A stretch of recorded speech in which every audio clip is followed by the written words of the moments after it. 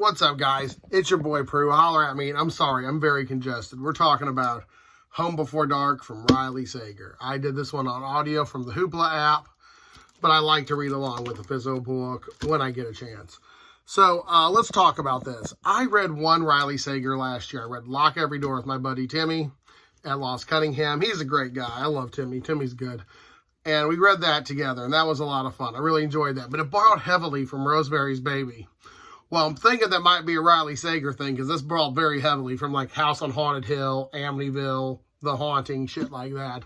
But let's go over this. You know how I like to do these things. I want to talk about the plot, the review. I want to get a little bit more in depth with this one, because this had some scary shit in it, and I'm very excited to talk about some scary shit. Happy April. If you're seeing this by now, it's probably Easter, so happy Easter.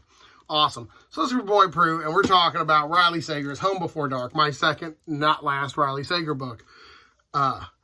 Starts with this girl named Maggie, and she has lunch with her mom. They talk about this book her dad, Ewan wrote. I can't pronounce that. I think Ewan McGregor, so we're going to call him Ewan. And about them leaving this cursed haunted house.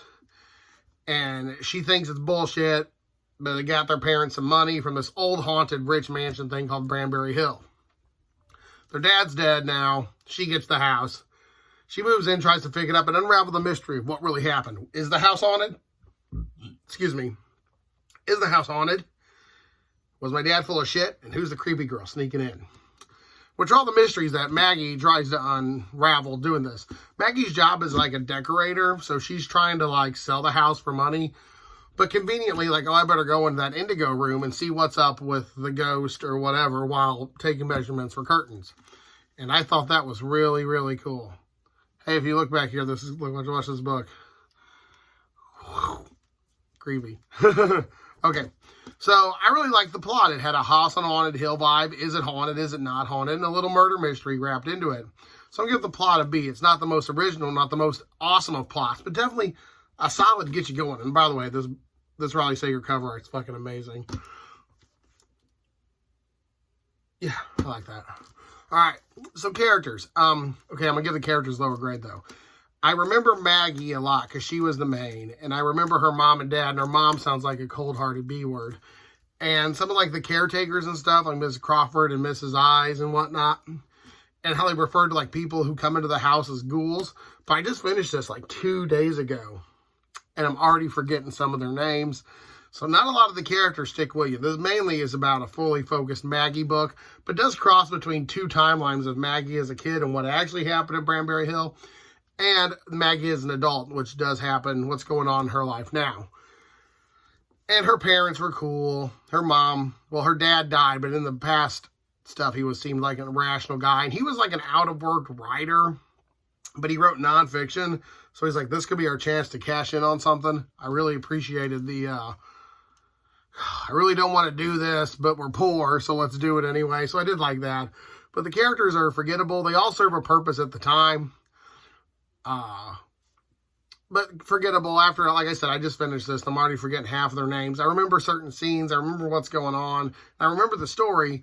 It's just you could interject any character into that role, and it would have the same effect. So characters I'm going to give a C. They weren't bad characters. You didn't hate them. You just didn't care. Let's go through the pros and cons. The pros of this book is there's some very scary scenes, especially if you're afraid of snakes. There's some cool house stuff, like creepy history, detective work going on. And there's always the fun for the timeline jump. I really enjoyed that. The cons, though, the characters are forgettable. The ending doesn't hit as hard as I wanted it to. And the overall nostalgia, like, I'm still confused on, is it really haunted? So, I guess that's good. Amityville, think about what you will. Journey. How was the journey with Riley Sager's Home Before Dark? It was a good journey. I enjoyed this read. I enjoyed it a lot. I enjoyed the history of the house. I enjoyed the creepy stuff. I enjoyed the cops calling people ghouls. It had some funny references. It definitely had some parts where you're like, holy fuck, there's definitely 2 or 3 scary scenes that definitely creep at you. There's some definitely cool photography stuff going on. And the murder mystery was written well. This was a cool detective story written in a haunted house. It was very good. but nothing that excelled it where I'm going to recommend this to anybody. If you're a Riley Sager fan, of course. If you're a Haunted House person fan, check this out. But I'm not going to definitely go up to somebody on the street. I'm like, oh, dude, you're reading Brandon Sanderson? You should totally read Riley Sager. I won't do that. I would not do that. I would do that with some other horror authors. Like, man, you've got to check out Welcome to Beast House by Richard Lamond. Holy crap. But I would not recommend this to everybody. I would recommend Lock Every Door before I recommended this.